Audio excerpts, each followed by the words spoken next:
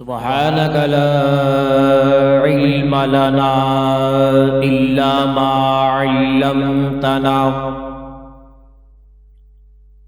إنك أنت العليم الحكيم.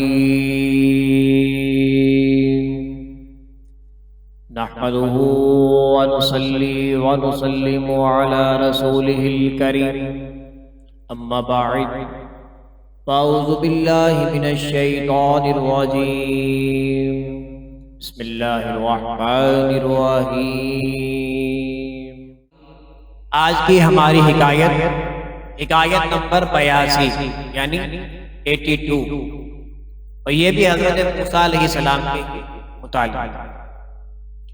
ایک مرتبہ جبریل علیہ السلام فرعون کے پاس ایک استفتاء لائے جس کا مضمون یہ تھا کہ بادشاہ کا کیا حکم ہے ایسے غلام کے حق میں کہ جس نے ایک شخص کے مال و نعمت میں پرورش پائی ہو.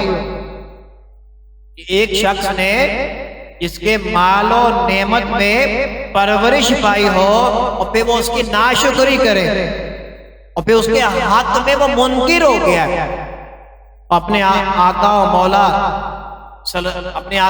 کا انکار کر کے خود ہی مولا ہونے کا مدعی ہو گیا. اس شخص کے بارے میں آپ کی کیا رائے؟ تو فرعون نے جواب دیا کہ جو نمک حرام غلام اپنے آقا کی نعمتوں کا انکار کرے، اس کے مقابلے میں آئے، اس کی سزا یہ ہے کہ اس کو دریا میں ڈبو کر مار دیا جائے. چنانچہ فرعون جب خود دریا میں ڈوبنے لگا تو حضرت جبریل علیہ السلام نے اسی فرعون کا فتویٰ اس کے سامنے کر دیا، اور فرعون نے اپنے فتوے کو دیکھ کر پہچان لیا کہ یہ الفاظ نہیں. میرے بزرگوں عزیز ساتھیوں، یہ ایک آیت بھی قرآن مجید فرقان حمید کے ہی اندر موجود ہے، تفسیر خزائن العرفان. اس سے بھی ہمیں سبق حاصل ہوتا ہے کہ انسان اگر اپنے غلام کی نافرمانی پر غصے میں آ جاتا ہے، اسے سزا دیتا ہے، اور پھر خود بھی انسان کو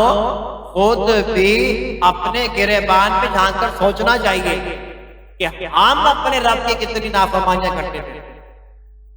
ہمیں کسی بھی دوسرے شخص کو سزا دینے سے پہلے سوچنا چاہیے اس نے اگر گناہ کیا ہے تو ہم کتنے دودھ کے دھلے ہوئے.